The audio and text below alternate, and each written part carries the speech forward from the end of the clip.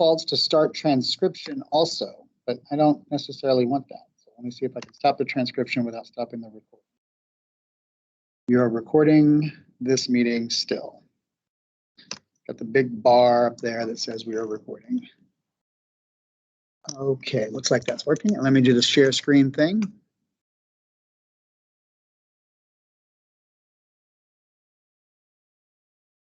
I'll try again. Is it gonna let me share the screen? Yes. I think you can see something called classroom management. I can no longer see the chat. So if anybody can give me a verbal, yes, we see it, I'll know that we're good to go. Yes, we see it. Cool, cool, cool. Let me try to get the screen a little better here.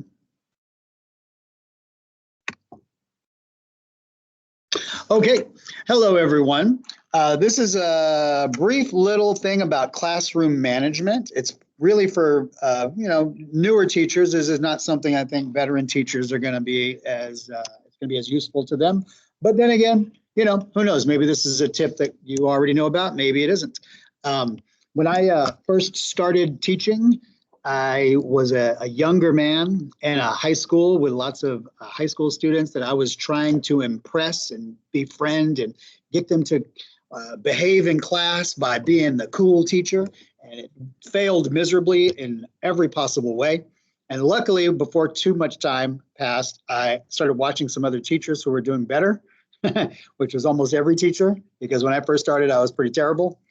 And one trick that somebody taught me early on that really changed things, I can feel the difference from when I started to implement this practice, was they taught me that I should begin class by getting everybody sitting down and starting to work immediately, rather than what I had been doing, which was I play loud music as they're walking in, they come in, they sit down, we talk about whatever, let's get to know you a little bit and maybe joke. And then I would try to bring it down at some points to the instruction. And it never worked. Maybe other people can do it. I was terrible at it. And then they gave me this trick and I thought, well, that's it. That's going to work. And it really has worked for me. And so I just wanted to pass it along. It's something that I think maybe other people can use too. So it's using warm-ups the first few minutes of the class and not necessarily thinking about it for instruction, but thinking about it for classroom management. And when you shift your brain that way, there's a few obvious choices that you can make, and it'll start to really help you, I think, with classroom management.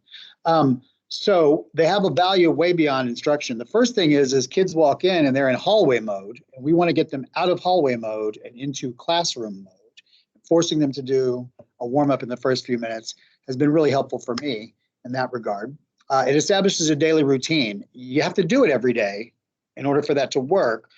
But after just a few days, people already know exactly what to expect. They sit down, they immediately start doing the same thing or a very similar version of the same thing every single day.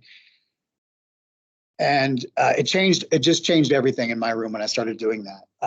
I found that I could set a tone for the classroom in the first 5 minutes. And then if I wanted to move into something much more fun and free-formed and let's have a free exchange of ideas, it was easier to start focused and then broaden out from that, as opposed to the other way around. Starting with a chaotic situation and trying to gain focus after I'd already lost them, it never worked for me. So I always try to make mine under 5 minutes, but then again, if there's something that actually dovetails with what you're trying to do with your daily lesson, maybe it can connect to that and it can extend. I'll show you an example of that.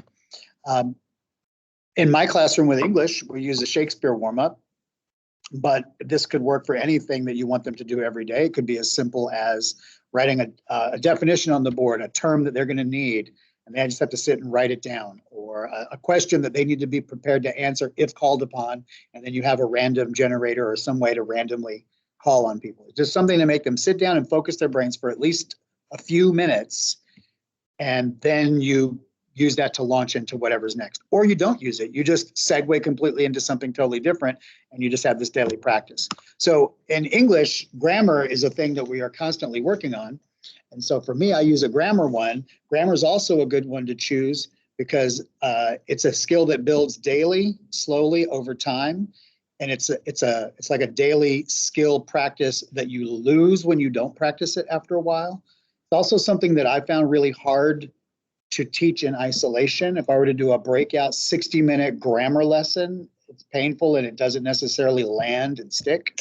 But I found this is 3 to 5 minutes at the beginning of every day. And it's just enough time so that we're kind of honing this little bit by every day, a little bit every day, a little bit every day.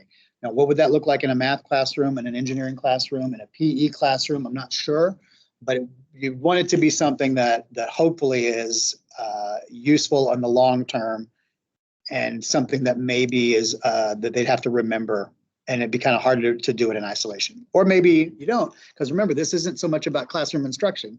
This is about classroom management. So what we do is this is on the board, and then you have to come up to the board and you have to fix all the grammar mistakes. And while they're working on it, they immediately come in, they do it on paper. This is another trick I learned. If you can have them do things that don't involve electronics, you're guaranteed to get a little more focus. When I have them do things on the computer, I can't always go around and tell what they're doing. They can switch screens very quickly when I'm not looking. But if I look up and I see there should be no laptops open, there should be no phones out, there should only be pen and paper or pencil and paper, and I can stand in one place and I can see who's engaged and who's not, for me, that helps a lot. And if they start that way, they kind of keep that focus a lot longer. So it takes just a few minutes to fix it, and then we make sure we check our work on the board. You can also have students come up and do the work for you, or you can demonstrate it for them. Those are all just details for you to figure out whatever works best for you. And this wouldn't take more than a few minutes. It does have to do with a Shakespeare play. So if I wanted it to take longer, and if I wanted it to connect to what we were doing in class, I could do that. It had nothing to do with what we were talking about in class. It's just today's practice. And let's move on to thing number 2, which is totally different. Should I grade them is a question that people often ask me. And I always say you have to grade everything, or they should at least think that you're grading everything. Otherwise, you won't get any buy-in. At least I don't get as much buy-in. But you don't want to make it harder for yourself. So mine are simply a completion grade at the end of the week. I used to do this thing where I would have people write in their journals and hand it in. And then you have to read a lot of journals, and that didn't work out too well. And I wasn't always great about making sure I read everything. And then I would have people hand things in, and I would go through and check them, and that wasn't as good. And what I eventually landed on was I actually, at the end of each week, will just walk around with a clipboard. And they'll do 3 in a week. And so on the third one, it'll be up on the board, and I'll take attendance really quickly, or I will mark attendance. I won't necessarily submit attendance because HISD has decided to make attendance as complicated as possible. But then I will walk around on grading day, which is at the end of the week, and I will literally just have a clipboard in my hand, and I'll walk around and I'll nod and look at everybody, and I see 3, you've got 3, you've got, uh-oh, you don't have 3. What's going on here? Oh, mister, I forgot them. Okay, well, better luck next week, and I'll make a little mark. No big deal. Don't make a big thing out of it. But it is noted that the only ones I mark down are the ones who didn't get it. It's expected to be 100 for everybody, with 1 or 2 exceptions that people make. And once you establish that routine, people see, uh-oh, well, this is going to actually not just be marked. He's going to know, he's going to look at me, he's going to talk to me, he's going to look in my eyes while he's making the little mark. And that actually has been an incentive. I find that helps with buy-in as well. It's not a big grade. I don't want it to be a big grade. I just want it to be something constant that people feel like they're accruing. And it goes in as a daily grade. And over time, I guess it adds up, but it isn't really about the quantity in the grade book. It's really about we're in the room and we're looking at each other and we're engaged and we're paying attention to this one thing right now. Maybe I'm blessed because I'm at Eastwood and I've gotten better buy-in here than at other schools, but I find that it works really well.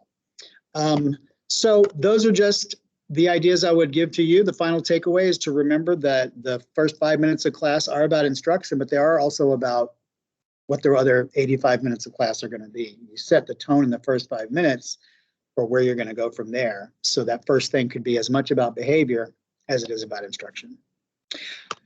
And thank you very much. I hope that's something maybe you can use. I saw Ms. Peltier and Ms. Solis are on the call, and maybe that's something we can talk about how to integrate it into our classrooms. It's going to be very different, obviously, for each of you than it would be for me. But there you go. Thank you very much. Thank you, Mr. Martinez. I'll send you the participant list shortly in the chat. Excellent. Thank you. I'm trying to unshare my screen. Okay, that's it for the meeting then? Yes, thank you so much. You did a great job. Thank you very Thank much. you. Have a good day. Ciao, ciao. Bye, guys.